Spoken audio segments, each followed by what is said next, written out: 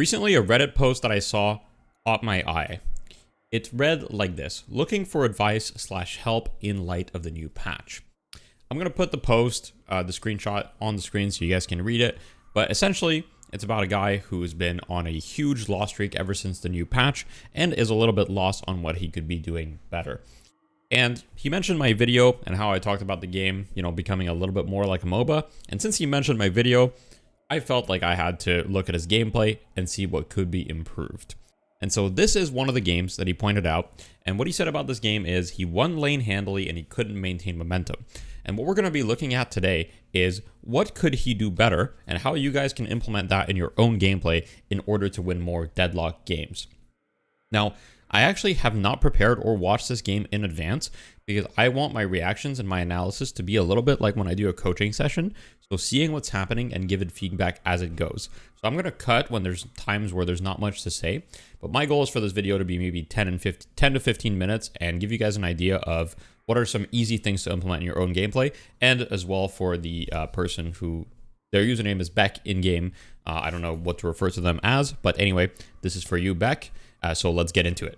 So a little bit of context. I've kind of skipped past the laning stage because they said they won lane handily. And therefore, I didn't find it worth it to look over. So the situation, and this is how you guys should always kind of look at it, is look at the macro situation, right? When you're in a game, always ask yourself, what's the situation overall? So here we can see they got their tower. They're up souls on their enemy laners, which are Haze and Dynamo, right? So they're up about 1,000 souls on average on them if you combine Mirage and Lash. And here, Sinner Sacrificer just spawns. He's going to steal it. So generally in this situation, when you win your lane, you want to try to steal their resources and you also want to try to impact other lanes. So he steals the Sinners. He's going to go back, probably do his own Sinners. So far, this is fine. Mirage TP'd to another lane, right? So he can't really play super aggressive. Here he's going to go back. I would argue he would have had a little bit of time to do the Sinners. But obviously, you have to defend your tower here. Ults the Haze. A little bit of misexecution there. Nice dodge on the black hole. Haze and Dynamo both with their ultimates. So, I mean, good defense. The only, difference, the only thing I would change there is technically against a good Dynamo player, he would not have been able to hit his ultimate because Dynamo would have saved both himself and Haze. And so I would not have gone for the ultimate right away. And this fight in general is basically a waste of time. So even though he does end up killing the Haze, right? One thing that you guys need to understand, not just him, but in general, is that when you are on a side of the map where you're outnumbered, so in that situation, he was in a 1 versus 2, your goal is not to kill them. Your goal is to maintain your tower and make it as hard as possible to take, right? So in that situation, he got a lot of damage on both Dynamo and Haze. They were going to back up, and he also had a big bag, right? He just gave them a bunch of unsecured souls, and as you can see, he lost pretty much his entire lead against them. So first thing, recognize when you're on a side of the map where you're outnumbered and understand that you need to shift your playstyle to adapt to that, right? And adapt to the situation. Now here, this is a very common mistake where he's doing this jungle camp. Now this jungle camp is very inefficient from a soul's perspective as opposed to the other options that are available to him at the moment. So generally speaking, Sinner Sacrificers are going to be more efficient. So he could have finished this one that he started earlier. He could have went to the double Sinners. And more importantly, he should have went to the buff. Now, he does end up getting the buff, but he was a little bit late to it. And here he clears this camp. But I would really like to see him essentially clear the Sinners, hit a power spike, and then get active. So here he went on the left side of the map, he pushed the wave, and then he's kind of being a little bit inefficient, right? So this is one of those things where I'm going to rewind a little bit just so you guys can understand kind of what I mean. But he went to the wave, he pushed the wave, which so far so good, right? So he goes here, pushes the wave, nothing wrong with this. But at this point of the game, if you're not going to keep going, right? So here you have two options, either you keep going or you don't. Now, once again, he has an 800 unsecured bag. He's close to a 3,200 item should he want it, right? Here it kind of looks like he's going for a max ground strike build. So I would be more than happy to save for Majestic Leap if I were him or them. Don't know their gender. And so in this situation, after pushing the wave, I would just prioritize on efficiency, right? Your team is pushing mid. You don't need to show up to that. And so this would be a great time to do your double Sinner Sacrifices on your side of the map, then buy, then show up to a fight. But instead, as you can see, this little inefficiency in the movement, he goes towards the left side, not really sure what to do in this situation, backs up, and this is essentially like a wasted 30 seconds roughly, right? And instead of doing centers here, we're going to hit 2 boxes, which boxes are okay to hit, right? But the amount of value you get from the centers, especially now that they give you 4 buffs, is much superior to this. And in this whole time, right, he's not going to have time to do centers anymore. And the reason for that is because Haze is now going to push this wave. And now so he's run out of time. So keep in mind, whenever you push a wave, you are essentially buying time to do something on the map. Now, you always want to use that time on the map to do the thing that is most efficient.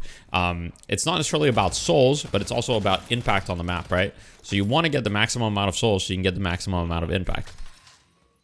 So he's going to buy Cultist, which, fair enough. I don't think it's an amazing buy here, but it's totally fine. Definitely not going to be the reason that he loses. He's going to Cultist to tier 3 camp. Here you should definitely not tank the tier 3 camp, but it's okay. And here I looked at the stats a little bit, right? And I saw the player damage was quite low. And so I believe that most likely the mistake that's going to happen is this Slash is not going to use his power spikes to get active ever. I'm almost certain of this. So once again, he's got 1900. Here there's literally no reason to go back to base, right? Here you want to up the pressure. So once again, think of the macro picture. You're up 4K. You just hit your power spike. You went max flog actually. So anyway, you just hit your power spike of max flog, right? Spend your money and go fight. Right now, you are at the strongest that you're going to be for a little bit, right? You're not really going to be significantly stronger until you get some other significant items or until you get max ground strike or whatever else you're going for next, you know? So here the mistake really is just not spending your money and not like going active. So here, going to go back up. Here I would just like spend all of my money, right? So he buys Healbane. No worries at all with buying Healbane. It's a great item. I think that at this point you should probably have Cold Front for sure on Lash, but regardless, the items are not the reason you're losing. The reason you're losing is because every time you are clearing a jungle camp, you are, every time you are pushing a wave, you are going back on your own side of the map to clear a jungle camp, and you are not clearing the ones that are most efficient. Here, this is gone. But as you can see, so far, the impact on the map has been basically 0, right? And that's very important to understand because if you put me or any top Lash player in his situation and you made me recreate your map movements, I would not be able to carry this game because your map movements are not putting you in a position to be able to be active ever.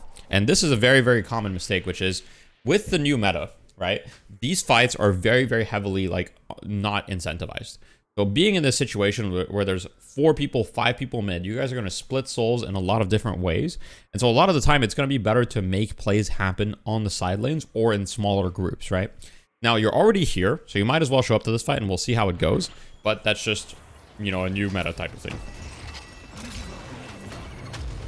Okay, so Lash ults the Warden. Warden should be an easy kill here.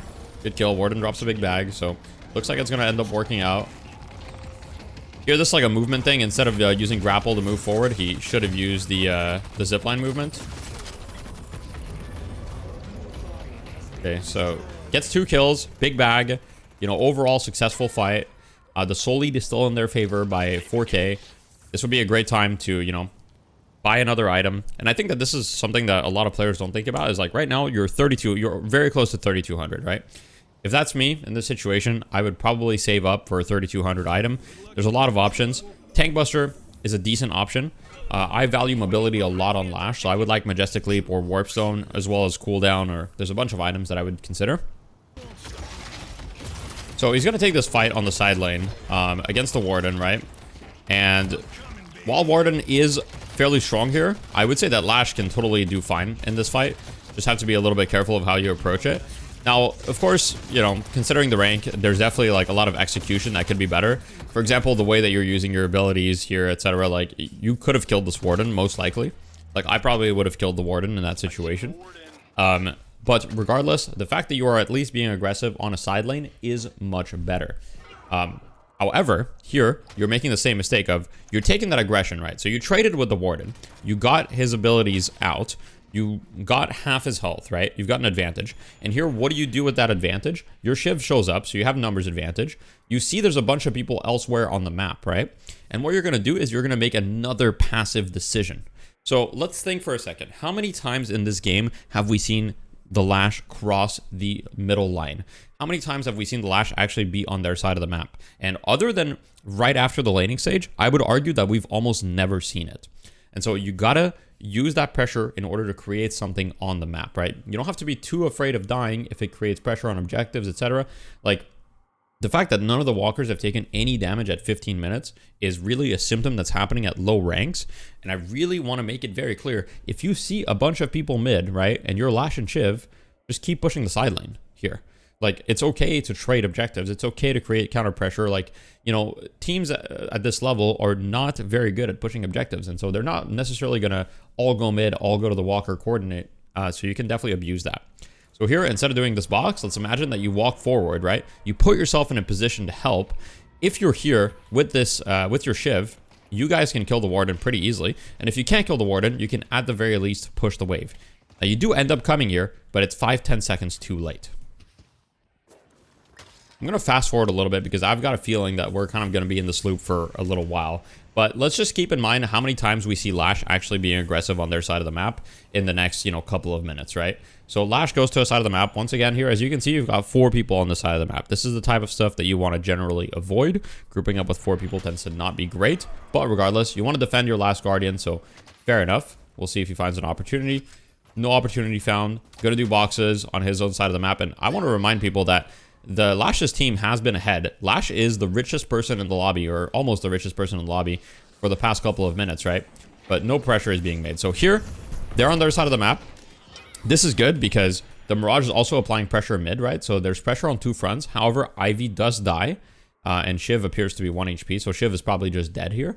So it's looking like a reset. But at least these situations, you're putting yourself in a position where you can do something.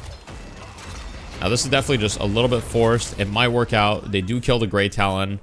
Overall, like, in this situation, you can't really push any further because you're down 2 people, and all they want to do is do your objective. So stealing their jungle is the best option, and picking up the urn here is not a bad option because you guys could then go to the urn and fight. However, they're about to have Black Hole and Warden ult, so you do want to be careful of that type of stuff.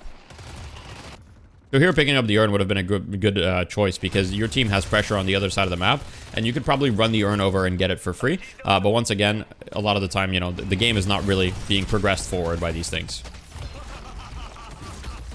Like, this fight on McGinnis is fine, but running the urn would be probably like would have been infinitely more efficient in that situation. You guys do kill McGinnis. Now you've got 3 people here. Half your team died randomly, you know. A lot of this stuff is quite random. So you guys went to push their walker, but if we rewind a little bit, we can see at the moment you guys push their walker, even though I like the idea of aggression, right? The problem is if you want to push walkers, you need aggression at multiple spots on the map, right? You need the map to feel pressured so they can't easily defend. In this situation, they can easily defend because you guys are actually down numbers, right? So before fights, ask yourself, are we up numbers? Do we have pressure, etc., etc.? Once again, this would actually be a good position to take the urn because they use a lot of their big cooldowns to get these skills. So you guys can probably pick up the urn, do the urn while they don't have their big ultimates, and it would be much more advantageous. And also you have to keep in mind, they have to deal with this wave here, which gives you time to do something else, right? The biggest problem and the biggest thing I want to get across, and I'm not going to watch the rest of this game because it's going to be a lot of the same thing, right? But the biggest thing for everybody to understand at home, as well as you, Beck, is in order to win Deadlock, the very, very core basic principle is you have to create pressure on the map, and you have to use that pressure in order to make things happen sometimes elsewhere. Especially at low ranks, people overreact, right? The amount of times that you pushed a wave, created something on the map, and then did nothing with it is the reason you're losing so many games. And that can be seen by the damage stats, for example. If we look, and I'm going to look here at the damage stats, if we go damage breakdown, right?